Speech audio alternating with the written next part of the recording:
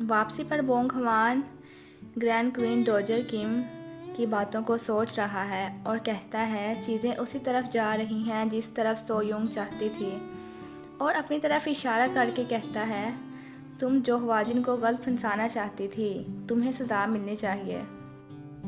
Grand queen ڈوجر سے ملنے کے بعد بونگ ہوان اب کچن میں جاتا ہے اور ایک نئی ڈش بنا رہا ہے۔ رائل شیف اسے دیکھ کر خوش نہیں ہے۔ شاہی کچن میں ایک چھوٹی بچی آتی ہے جس نے کتا اٹھا رکھا ہے۔ یہ اصل میں وہی لڑکی ہے جو ہمیں پہلی قسط میں دکھائی گئی تھی، جس کے باپ کو سپاہی پکڑنے کی کوشش کرتے ہیں اور وہ بھاگ جاتا ہے۔ یہ لڑکی اب محل میں کورٹ لیڈی کے طور پر کام کر رہی ہے۔ شاہی باورچی اس بچی کو کہتا ہے تم کون ہو اور تمہاری یہاں آنے کی ہمت کیسے ہوئی؟ بونگ ہوان رائل شیف کو ٹیڑھی نظروں سے دیکھتا ہے اور بچی کو اپنی طرف بلاتا ہے اور اسے کھانے کی چیز دیتا ہے اور اسے کہتا ہے تم میری آلو تیار کرنے میں مدد کرو۔ رائل شیف کہتا ہے عورتوں کو الاؤ نہیں کہ وہ شاہی کھانے کو ہاتھ لگائیں۔ بونگ ہوان شاہی باورچی کو غصہ والی نظروں سے دیکھتا ہے اور کورٹ لیڈی چوئی سے پوچھتا ہے یہ محل میں کام کرنے کے لیے بہت چھوٹی نہیں ہے؟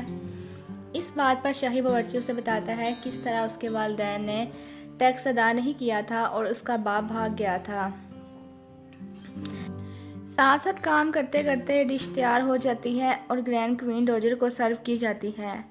گرینڈ کوئین بونگ ہوان سے کہتی ہے یہ مزیدار ہے مگر یہاں تک لاتے لاتے کھانا ٹھنڈا ہو گیا ہے، اور کہتی ہے کوئی بھی انسان پرفیکٹ کام نہیں کر سکتا۔ یہ سن کر بونگ ہوان اداس ہو جاتا ہے اور اچانک اس کے ذہن میں ایک آئیڈیا آتا ہے۔ وہ بھاگا بھاگا ملازموں کے پاس جاتا ہے اور انہیں فوڈ پلانکوئن تیار کرنے کا کہتا ہے، لیکن ان کو نہیں پتا کہ یہ کیا چیز ہے۔ بونگ ہوان اب جھیل کی طرف جا رہا ہے۔ سب لوگ اس کو دیکھ کر تیزی سے پانی جھیل میں ڈالنا شروع کر دیتے ہیں، مگر جھیل کو دیکھتے ہی بونگ ہوان بہت مایوس ہوتا ہے کیونکہ اس میں بہت تھوڑا سا پانی ہوتا ہے۔ بونگ ہوان ایونک کم سے کہتا ہے آج رات تک کام مکمل ہو جانا چاہیے اور اس کے ساتھ ہی کورٹ لیڈی چوئی سے کہتا ہے کہ رائل شیف سے بولو سب کے لیے ریفریشمنٹس لے کر آئے۔ سب لوگ ٹھنڈے مشروبات پی کر بہت خوش ہوتے ہیں اور کوئین کا شکریہ ادا کرتے ہیں۔ ایک درخت کے پیچھے کیوٹ کم ہوان چھپا ان سب کو دیکھ رہا ہے کہ سب کیا کر رہے ہیں۔ ہونگ یون آتی ہے اور اسے بھی مشروب پیش کرتی ہے۔ کم ہوان اسے پوچھتا ہے کیا میں تمہیں دکھائی دے رہا تھا؟ ہونگ یون اسے جواب دیتی ہے تم صاف نظر آ رہے ہو۔ برتن واپس کرتے ہوئے ہونگ یون کا ہاتھ کم ہوان کے ہاتھ سے ٹکراتا ہے اور کم ہوان کو وہیں ہونگ یون سے محبت ہو جاتی ہے۔ جو ہوا جن اسی طرح او وول کے غائب ہونے سے بہت پریشان ہے اور اس کو ڈھونڈ رہی ہے اور اس کو لگتا ہے اس کے ساتھ کچھ برا ہو گیا ہے۔ کوئین جو ہوا جن کے پاس آتی ہے اور اسے کہتی ہے تم اس محل میں صرف مجھ پر ٹرسٹ کر سکتی ہو، تمہیں جو بھی معلوم ہے مجھے بتاؤ، اسی صورت میں وہ خادمہ اور ہم سب بچ سکتے ہیں۔ پرنس یونگ پیونگ کھڑا ہے اور ایک تیر اڑتا ہوا آتا ہے اور دیوار میں گھس جاتا ہے۔ اس کے ساتھ کچھ بندھا ہوتا ہے۔ یہ تیر اصل میں جو ہوا جن نے چلایا ہوتا ہے۔ پرنس یونگ پیونگ کنگ کو اوول کے گمشدہ ہونے کا بتاتا ہے اور کہتا ہے یہ سب کوئین نے کیا ہے۔ کنگ کہتا ہے کوئین اس طرح ریونج لینا چاہتی ہے۔ ان دونوں کے پاس جو ہوا جن بھی آ جاتی ہے۔ کنگ جو ہوا جن سے کہتا ہے یہ سب میری غلطی کی وجہ سے ہوا ہے، میں نے کوئین کو مارنے کی کوشش کی تھی اور کوئین اس طرح اپنا بدلہ لینا چاہتی ہے، اور کہتا ہے میں سب کو بتا دوں گا میں نے کوئین کو مارنے کی کوشش کی تھی، مگر جو ہوا جن اور پرنس یونگ پیونگ اسے روکتے ہیں۔ پرنس یونگ پیونگ کہتا ہے وہ لوگ ضرور اوول کو محل میں کسی جگہ رکھ کر اس سے انویسٹیگیشن کرنا چاہتے ہیں۔ جب تک میں اسے ڈھونڈ نہ لوں آپ کچھ نہیں کریں گے۔ کنگ مان جاتا ہے۔ پرنس یونگ پیونگ اپنے گارڈز کے ساتھ اوول کو محل میں ڈھونڈ رہا ہے۔ کنگ ہیڈ ایونک سے کوئین کے بارے میں پوچھتا ہے کہ وہ کہاں ہے۔ وہ کہتا ہے کوئین جھیل کے پاس ہے۔ رائل کوئین اور جو مان ہونگ کمرے میں بیٹھے ہیں اور رائل کوئین جو اسے بتاتی ہے جو ہوا جن اس رات کوئین کے ساتھ نہیں تھی بلکہ وہ شور کی آواز سن کر وہاں گئی تھی، مگر رائل کوئین جو کو یقین نہیں ہے جو ہوا جن سچ بول رہی تھی یا جھوٹ۔ ایک کورٹ لیڈی آتی ہے اور کہتی ہے جو خواجین اس وقت ٹونگ میونگ جیون ہال کے سامنے ہے۔ ہمیں جو خواجین کو دکھایا جاتا ہے جو گھٹنوں کے بل زمین پر بیٹھی ہے اور سوچتی ہے میں کنگ کو پروٹیکٹ کروں گی۔ اندر گرینڈ کوئین ڈوجر کم اور کم جواگیون بیٹھے باتیں کر رہے ہیں اور خوش ہیں کیونکہ ان کا پلان سکسیسفل ہو گیا ہے۔ پرنس یونگ پیونگ کے گارڈز اوف وول کو ہر طرف ڈھونڈ رہے ہیں۔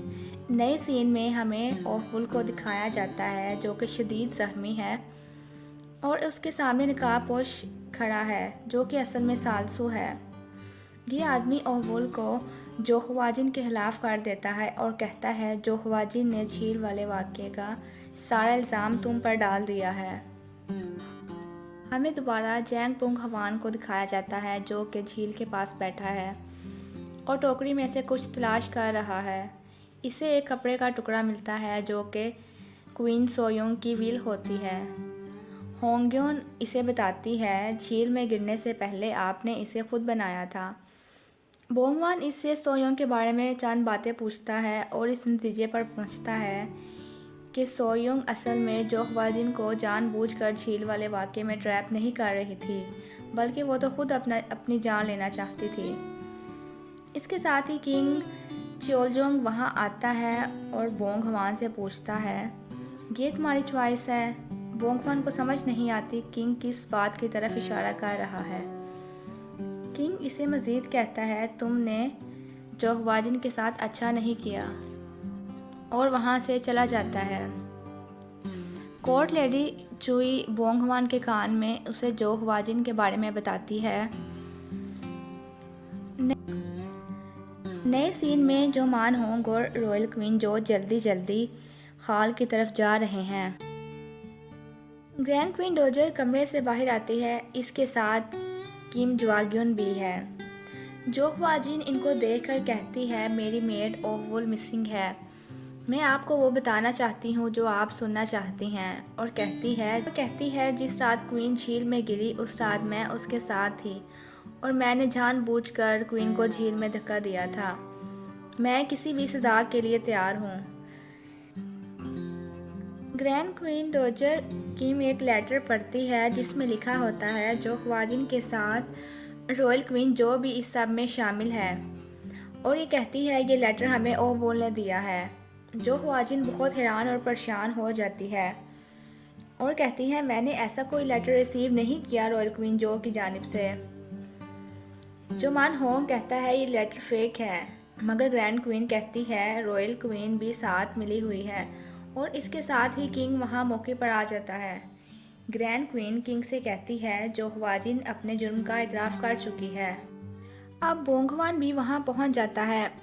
دوسری طرف پرنس یونگ پیونگ اور اس کے گارڈز اوف وول کو ڈھونڈ لیتے ہیں۔ نقاب پوش سالسو بھاگ جاتا ہے۔ گرینڈ کوئین ڈوجر کم جو خواجین سے کہتی ہے تم ابھی سر کٹوانے کے لیے تیار ہو تو میں تمہارا یقین کر لوں گی۔